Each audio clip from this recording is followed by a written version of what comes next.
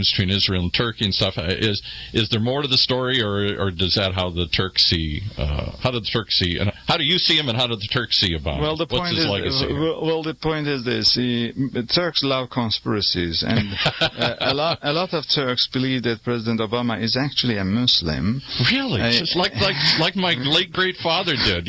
He's really a Muslim agent who's been raised to infiltrate America here. Yeah, and really? in fact, Turkey has one of the highest anti-Americanism sentiments, but President Obama is still likened in Turkey. So we have this absurdity in international public surveys that the Turkish people hate the United States of America, but they love the President of the United States of America. Oh, great. That still is the case. Okay, all right. Any final thoughts, predictions of what will happen here? Anything we should watch for? This is being recorded in December at the end of 2015, so if you're listening to it in a podcast next year, in 5 years or 2 years, give us a prediction and people can judge you by this here. They'll be able to say, oh, he knew what he was talking about, or no, boy, that guy was wrong. Give us some prediction here. Well, I think with the involvement of Russia in Ukraine and then in Syria, this is not going to end in Syria. We will have other... They got a naval base there, for Pete's sake. They've been there for a while. Yeah, right. Well, Syria is a Russian, headquarters in Mediterranean. It's their only naval base outside of Russia here, so yeah. Under such conditions, I don't see that the NATO-Russia conflict will cease to exist. It will continue, and with every stage it will become even stronger and stronger. So I think these are the initial days of the second Cold War that we are passing through. The United States... So not a hot war, but a Cold War. It's not a hot war. And in fact, with the experience of the first Cold War, I don't think that the sides will be so stupid to go into a hot war. But certainly, the Russian involvement will actually turn other problems like ISIS, other problems like dictatorships in the Middle East into secondary or trivial issues. This is not a good news for me, for example, because under such conditions, I think the Western alliance will not be willing to speak about the breachings of democratic rights in Turkey or crackdown on media in Turkey. Each time we will try to appeal to the Americans, they will say, we are dealing with Russia. We got bigger problems. We got bigger problems. Right. And as long as we got that bigger problem, we will fail to address the root causes of Islamist terrorism also, and we won't be able to get rid of that problem, despite the fact that we have all the means to fight that fight, not militarily, but certainly on discursive basis. We may fail to do so, and we may use all our intellectual capacity to fight a fight in the Cold War between Russia, China, Iran, and the Western Alliance. Wow. A lot to think about. All right. Well, thank you so much for coming. Do you ever plan to come back to this area again? Because we'd love to continue the conversation. I still like to find out, what Turkey is like as a country. Is it open to import, export? Can you do business there? All these kind of questions that I'd love to find out someday, but we're out of time here. Well, certainly Turkey is going to be a destination for businessmen, particularly if there's going to be a crisis. But these are going to be not the businessmen for investment, but for loan restructuring. Okay. So finance industry. But many Turkish businessmen are looking for opportunities to move to the western coast, and we may see more and more Turkish businessmen moving out of Turkey with fear of persecution in Turkey because of their political views and so on. Same thing we're seeing with the Chinese. We talked about a number of shows. I'm not trying to be alarmist, but there's quite a number of Chinese moving here, parking money here. EB5 program where they're bringing over $1 million or more, the millionaire visa, and you set up a property, and then you get a visa over here. Many people feel that they're doing that as a get-out-of-jail-free card, as an escape vehicle if things blow up in China. So we've talked about it. There are whole developments here in Irvine that are being sold out to Chinese. They're coming in with cash. They're parking their families here. They're parking their relatives here. They're buying businesses here, parking money here, just in case things get out of control in China here someday. Well, things have already got out of control in Turkey, so I will be traveling around the United States. Okay.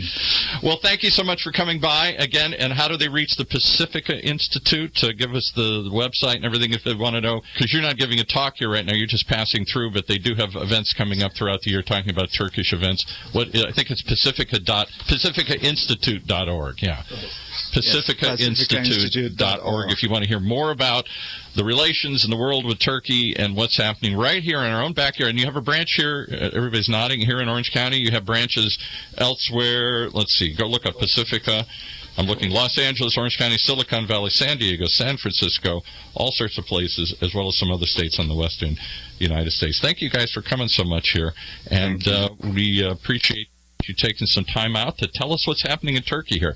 I'm still not sure I got it all, but it's a lot to digest here. Thanks so much. Thank you.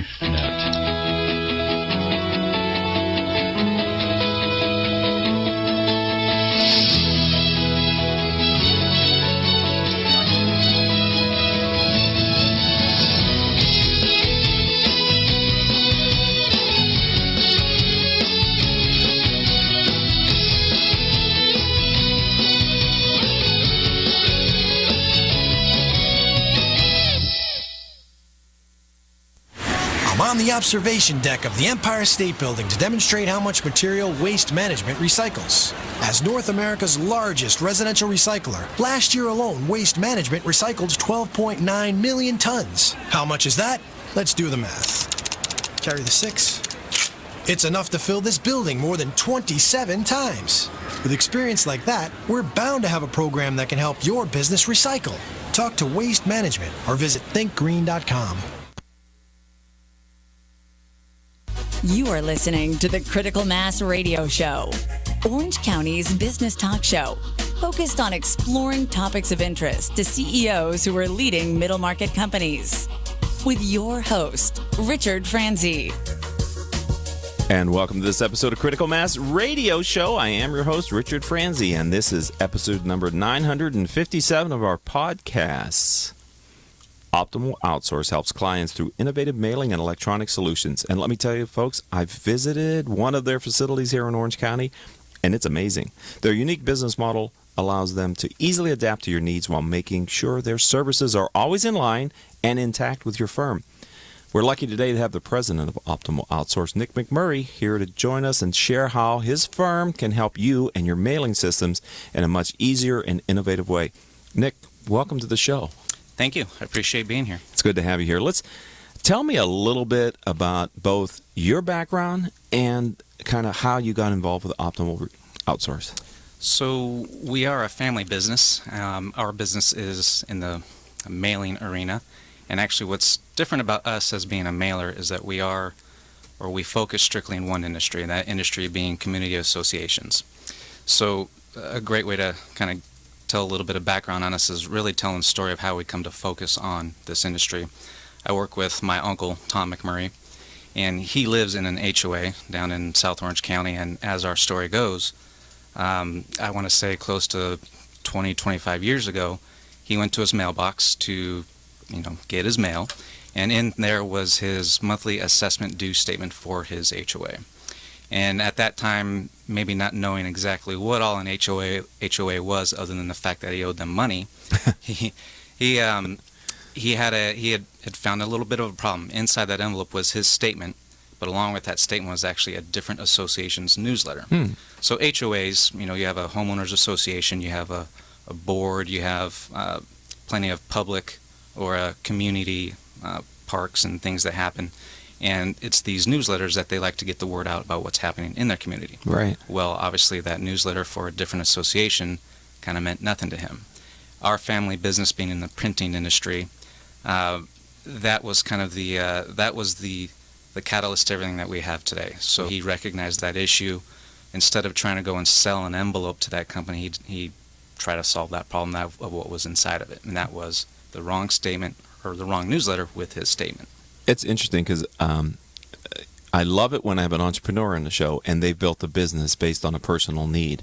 This is that story, only slightly with a different twist. There was already a family business as a printer. Correct. So Uncle Tom said, hey, let's focus in this industry, right? Yeah. Is that what happened? Yeah, exactly. So, wow.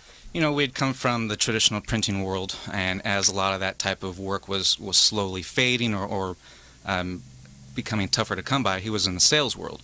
And as he was out there knocking on doors and seeing the the writing on the wall, Right. it really hit him hard when he went to the mailbox and realized, okay, I don't need to sell the envelope, I want to sell the content. So, Paul, do we have the gong?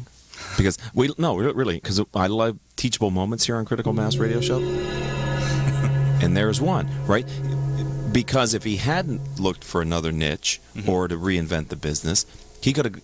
Who knows where the firm might be today, right? Yeah, if they'd have exactly. stuck your guns to being a printer, Right. would it be as vibrant and viable as it is today? right, Probably not. very likely not. Right. So you can't get too married to the business model, can you? Right, you have to be ready to change. Right. I mean, you can't just willy-nilly jump around to all the different things based on the shiny ball. But when your instincts as an entrepreneur and a business owner tell you I had a gentleman on a radio show a couple of weeks ago now who said, there are riches in niches.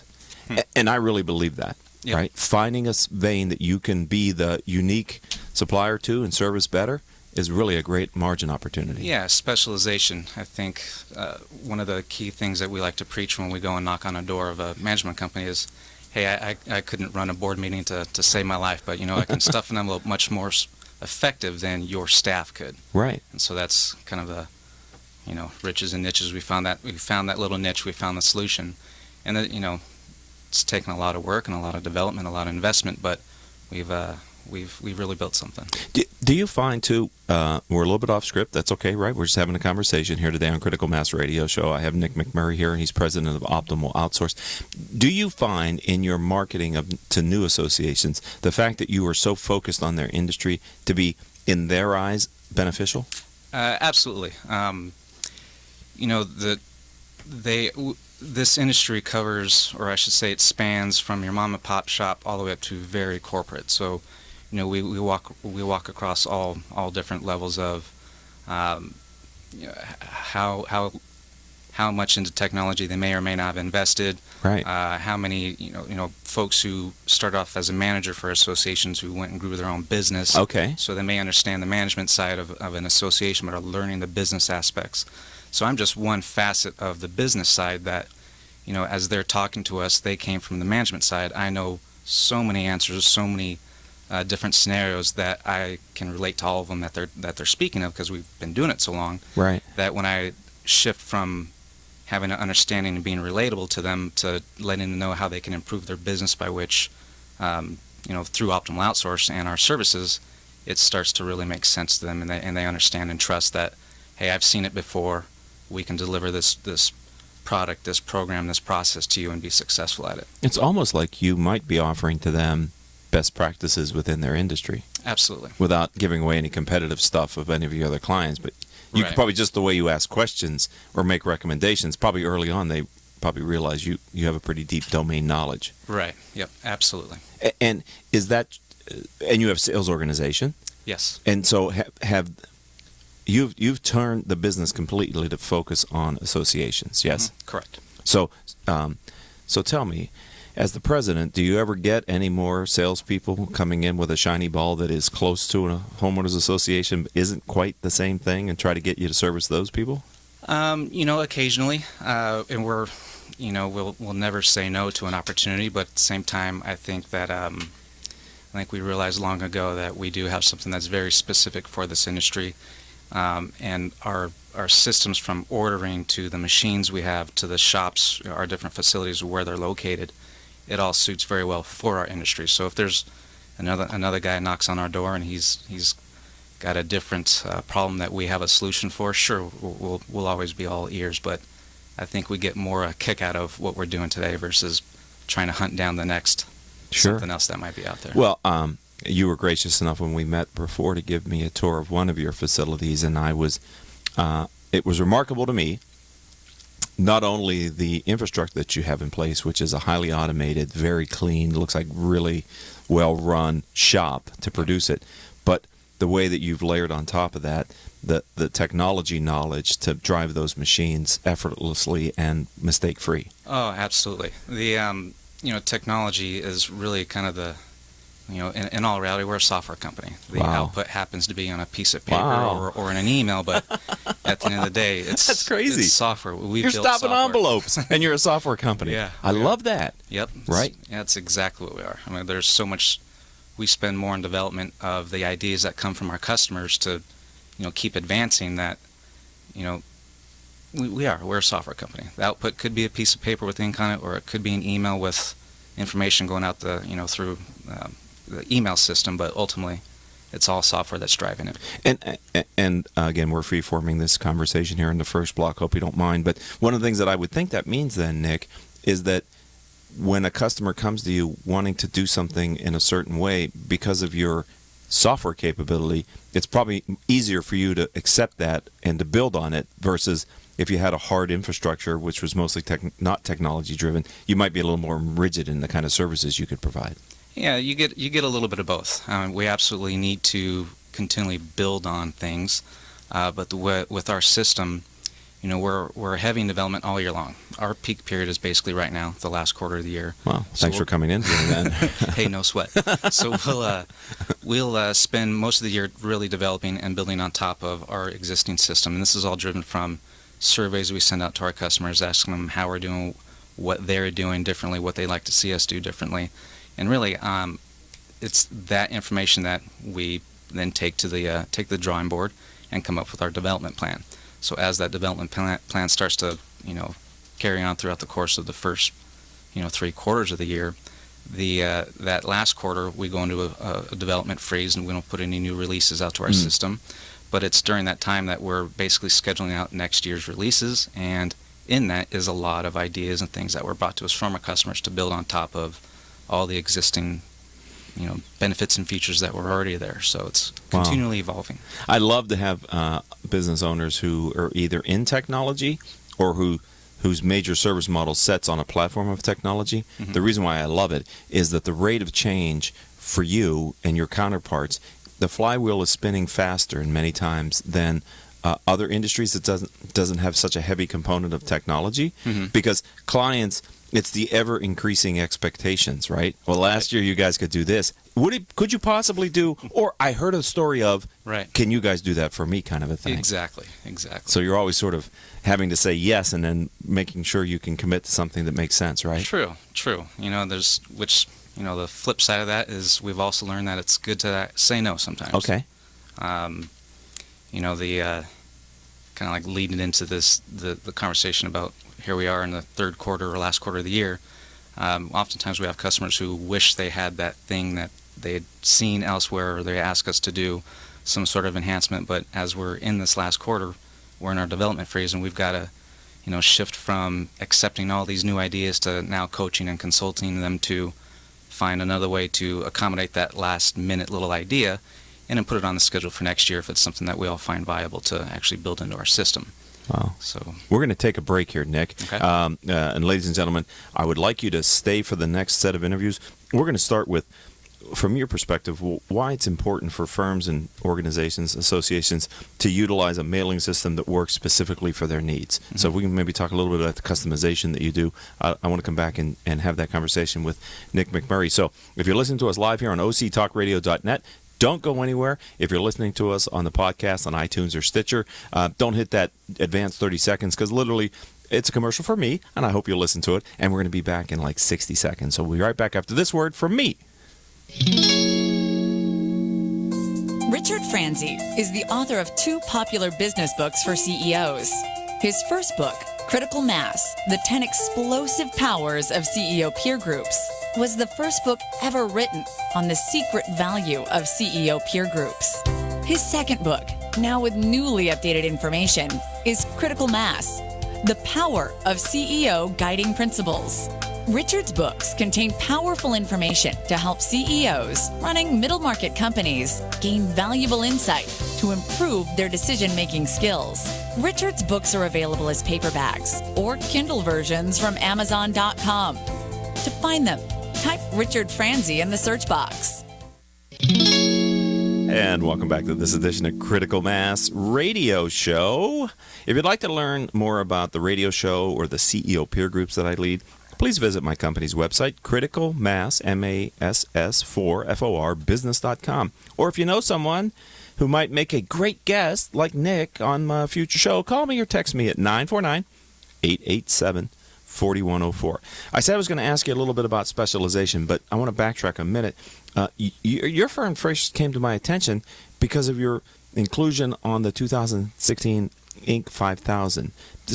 So tell me a little bit about, kind of that success and what's that mean to your firm. And it's just quite the honor, as you can imagine, from my Uncle Tom and myself and the fantastic crew we have working with us. It's validation. You obviously, we've done something to be able to qualify or to be able to be recognized and make that list, and it's validation of everything we've been putting into it. Our team's been putting into it, and we couldn't thank our support crew and everybody who's really helped us to get there. And remind me, but I think I'm correct. That's based on a 3-year growth average, right? Yes. So it wasn't just that you had a good year in the past year. You maintained that over a period of time. There's a history that they were able to, get to the right. able to see some sort of track record of continuous growth. Was this the first year that you were nominated as an Inc. 5000 company? Yes, and prior to that, we'd been in the Orange County Business Journal and a few other fastest growing private companies. Right. Yeah, those are great. That's great company to be in. That's hard to do. Yeah. And Inc. is impressive because it's multi-year, and when you look at the companies around the country, it's amazing the different industries and diversity, right? Oh yeah, absolutely. They're all not technology like you. No, it's every walk of life. All walk of life. It's pretty neat to go through that book and see who are your peers. It's right. fun. It's a great group of people to be associated with. So let's go back and talk now. Why is it important for associations to find and utilize a mailing system that works specifically for their needs?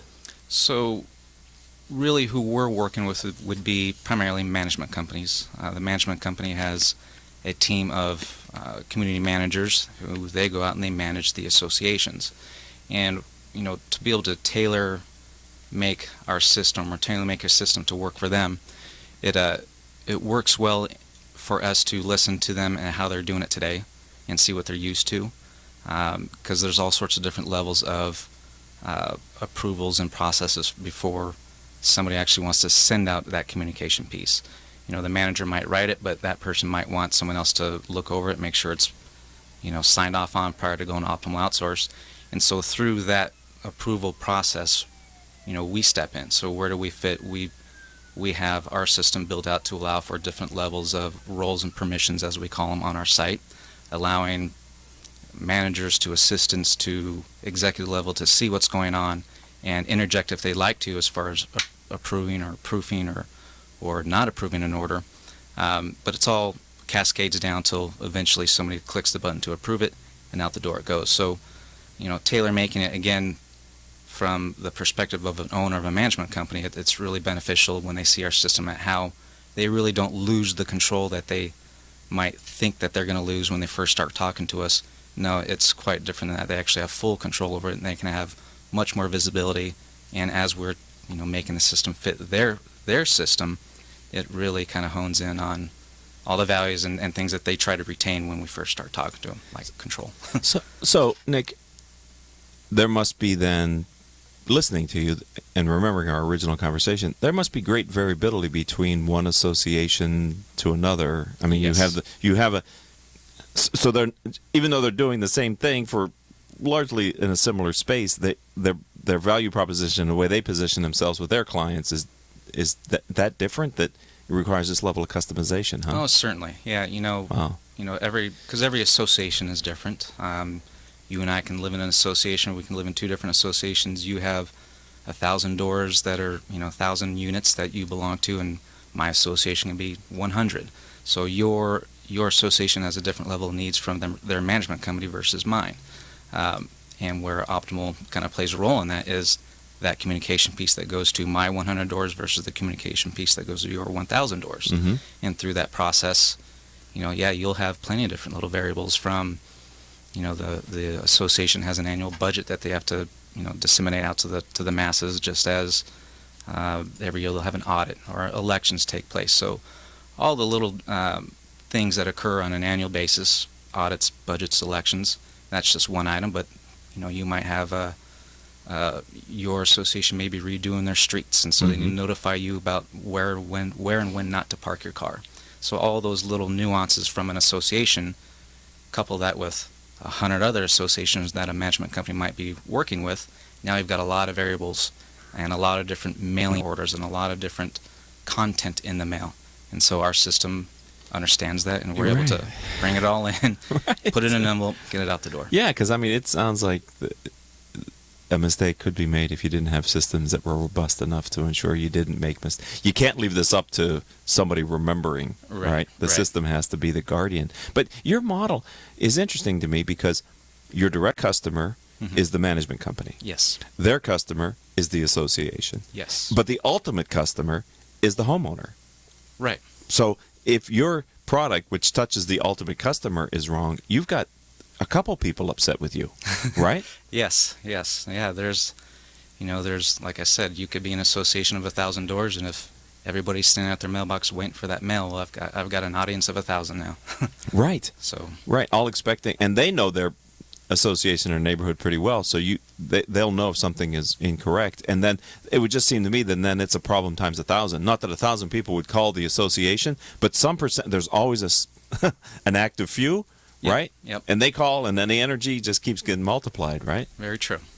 So not having issues around this must be, I'm trying to really kind of come to grips with your value proposition in the minds of your direct customer. And it is one of peace of mind then, right? It's one thing they don't do the work anymore. Right. They can hey, that's nice.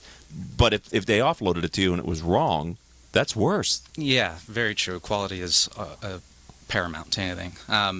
A good point to make here along those lines is that management company, their customer is the association, so they may really only talk to the board of directors X amount of times, just as how many folks may show up or may not show up to a board meeting. When it comes to the assessment statement, you get billed once a month with your statement. What we like to communicate to our customers, saying, hey, you may talk to the board next month at the board meeting, but for everybody else who lives in the association, you literally have an appointment with them once a month. Right. Or depending on when they get billed, it could be once a quarter. Or Okay. It could be once a year. So how do you choose to use that time? Is it going to be just to collect money, send out a statement and collect money, or do you want to take a product that Optimal's created that allows for more messaging and advertising and a little more dynamic than just asking for your payment? And so I love being able to tell folks, hey, again, you're talking to the homeowner. How do you want to spend that time with them? It's an appointment. So are you comfortable telling me a little bit more about this custom designed format that you have? Sure. Instead of a 8.5 by 11 sheet of paper for a statement, what we've come up with is actually a legal size document. So 8.5 by 14 inches, larger sheet of paper. And the top 3 inches of that statement is room for advertising. So it's real estate to an actual advertiser who may pay for the space to be up there to talk to that association about there's a lot of pool eyeballs cleaning, there, right? And They have to open it and look at it because they got to pay their bill. Even if they have direct e-bill, they're probably still opening the assessment. So that ability is there. Now, it's easier said than done because often folks don't want their assessment statement to have, traditional advertising, but not just in terms of traditional advertising, but it could be for the management company. Right. It could be them telling the HOA, hey, your board meeting next month is at 7 p.m. in the clubhouse, and actually have a picture or a billboard versus just text. Mm-hmm. Or it could be saying something saying along elections are coming. Do you know who you want to nominate? Would you like to run for the board? And all that could be done with something a little bit more so than just, like I said, text. It could be a picture. It could be a billboard. To think in terms of the billboard that you see on the side of the freeway. That's on an Optimal Outsource statement. How long have you guys been offering this special feature technology? That idea of the statement was part of the solution that we first set out Get out and of solved town. many years ago. Yep. So one of the advantages of being focused, having a niche, is this kind of thinking, right? Exactly. Yeah. And it's been fun to sell. It's it's not really selling necessarily. It's more consultative approach that we have because we try and show them how they can better use their time. Right. And to reframe what they've always done in a different way, right? Yes. Get them thinking about, it's different, and is it better? And if it's better, how could it be better for you? Flipped it on its head and said, how about this instead? Right. Yep. So what's your footprint? Talk to me about the organization. I know of you here in Orange County in Southern California, but I also know you're outside of Orange County. So tell me a little bit about the rest of the country. We do have a few other facilities that we mail from. We're here in Orange County. We're also in Phoenix, Arizona, as well as Austin and Clearwater, Florida. And actually, how we got to that was kind of an epiphany, if you will. We had our disaster recovery plan, just as far as being in production, if you will. We had to have a disaster recovery, and that was with another mailing provider outside of our four walls. Just as if you had a server running all of your data, you gotta have backup servers. Right, we had a backup facility for an Okay. event that we had a disaster, and that did occur once. And it was that disaster, that plan, that we shifted the work from one facility to another, and it went off without a hitch. So meanwhile, as we're growing as a company, we've been going to many of our industry association events across the nation, and people were liking what they saw. They liked the idea of that 8.5 by 14-inch statement. It was new, something fresh. However, their first question, or their first thing they may notice to somebody in Florida is, well, hey, you're from California, so obviously your mail will be going from California to Florida. It's got to get on a plane. It's got to travel here. So where I already have to battle USPS times just in their own market, and try and get the mail to the homeowner sooner, faster. If I were to go with you, your mailing is coming from across the states. So we had that little bit of a hurdle in our own growth, trying to grow outside of where our Orange County. But when we had that need in order to shift our work from one facility to another for the sake of disaster recovery, it hit us like a ton of bricks, saying, well, this disaster recovery model just needs to be our business model. So being that, the three biggest states for HOAs and community associations, California, Texas, and Florida, we started there, put our Makes shops sense. there, and now we're able to regionalize our mail. Depending on where our customer's at, we can put it in a certain shop. And just like that disaster recovery, they all back each other up. They all run the same processes, the same procedures. It's seamless. So we can literally, at the flick of a switch, change a job from mailing here to mailing from Phoenix or mailing from any other facility. Wow, that gives you some definite flexibility in load management too, if you needed to. I understand you want to keep it in the home market where the associations are for the mailing, etc. But you have the degrees of freedom, which is nice. Flexibility. Thank you. It's big. It's big. So, of those three markets, it sounds like 3.5 then, because you also mentioned Arizona. Yes. Okay, so 4. So of those 4 markets, is California the biggest? For us, yes. I would say we've, this is home.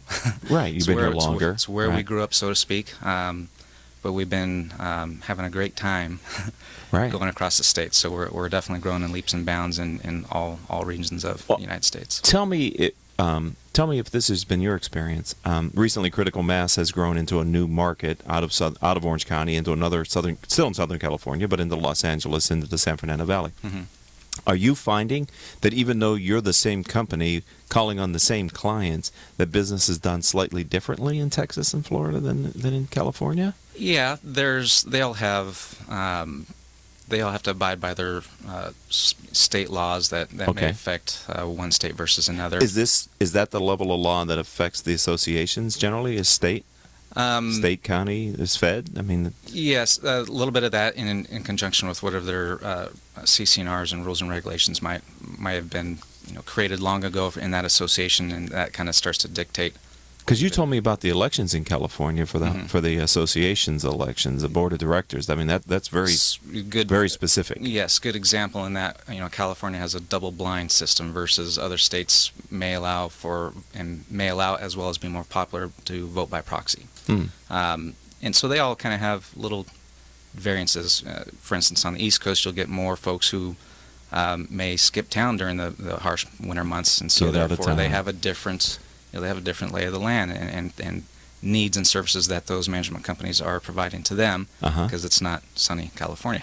But you're also saying, sorry to interrupt, but you were also saying earlier that your clients go from small mom and pop companies to large corporations that are doing this professional management. So do your larger clients see value in the fact that you have this distributed footprint? Oh, absolutely. Okay. Yeah. So that allows you to maybe to do business with bigger companies who might be a little bit more reluctant if you were just in Orange County. Yes. It's been a big key proponent for us growing from mom and pops as well as the large guys. Do you travel much? I do. Comes and goes. Okay. I go to a lot of events nowadays. We have a fantastic sales and customer support team out there, so I have a little bit less traveling, and it's kind of nice to be able to be home with the kids and not have to be gone all the time. But right. It's also fun to get out and be involved and go to those events all the same. So I only have a few minutes left with you here on Critical Mass Radio Show today, Nick. So what's the future hold for your firm? They're in our industry, in this niche that we're in, it's still very heavily paper driven. So we're fantastic. Paper's good. However, we're not naive to how much technology is taken over as well. We do have full capability as far as building different portals based on whatever needs our customers may have, disseminating information via email or push or pull as far as their the newsletters, the announcements, etc. And so I think it's once this industry in itself starts to kind of take more of an adoption of the electronic side of things, I think we'll finally be able to use a lot of the electronic things that we built for all of our customers. Well, we built it, it's there, but just the adoption rate of it's just a little bit slower than you might imagine. Yeah, well, it's hard to change an industry. Certainly. Right? And I'm still fascinated, ladies and gentlemen. Think about this, where you have really three customers. Mm-hmm. I mean, you have 3 points of failure or success True. in what you do. Very true. And that's that brings its own level of challenges to it. Yeah, absolutely. That's a very good point. And you're a B2B company, but you have a B2C aspect to it as well. Right. Right. I'm Good learning. job. Good job. So, if someone would like to learn more about what you do, how do they find your firm online? OptimalOutsource.com. Head there and learn a little bit about us. I'm going to ask you to spell give us a that. shout. Just spell it for me, please. OptimalOutsource.com. Has that always been your firm's name? Yes. Okay. And I thought that was done, but what's the history of the name? Is there a history to that name? Yeah, I think it just kind of came about long ago through Tom. He wanted to have the idea of outsourcing and how do you explain outsourcing to somebody? Right. I think at noodling on a piece of paper came up with optimal. Optimize your business. Right. Outsource it. Optimal outsource. So it's kind of. Yeah, I think it puts a positive spin on something that sometimes people go, "Oh, outsourcing, I don't know, I lose control," right? I mean, there's always that risk, and okay, so he's like, this guy's like a marketing genius, then you guys over there, huh? Well, we try hard, Uncle Tom. All right. Yep. Well, Nick McMurray, thank you for spending time with us today here on Critical Mass Radio Show. I appreciate the opportunity. Welcome to the community, and thanks for being a friend. I really enjoyed our conversation and learning a little bit more about what you do, and I tell the story, hope you don't mind, how impressed I am with your shop, your organization here in Orange County that you gave me the tour of. That's a great compliment. Thank you very much. Thank you. All right, ladies and gentlemen, that's going to do it for this edition of Critical Mass Radio Show podcast and live stream. This was episode 957, and I'd like to thank our engineer for today, Paul Roberts. Our producers are Joan Park, Crystal Nunley, and Haley Stern. I'm your host, Richard Franzi. If you'd like to learn more about the radio show or the firm that I lead, it's criticalmass4business.com. And until our next show, I hope all of your business decisions will move your company in a positive direction. You have been listening to Critical Mass Radio Show Business Talk Show, focused on exploring topics of interest to CEOs who are leading middle market companies. With your host, Richard Franzi.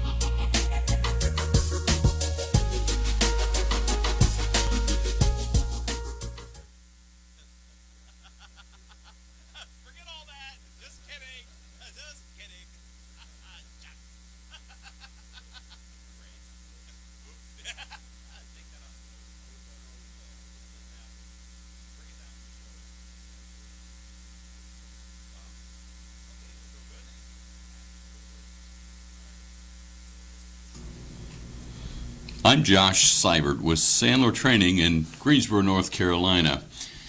We've been training and developing sales forces for over a decade here in North Carolina, and we found some consistencies in some of the opportunities, some of the strengths, some of the weaknesses of sales organizations that trend across all industries and all lines. Currently, there's been an impact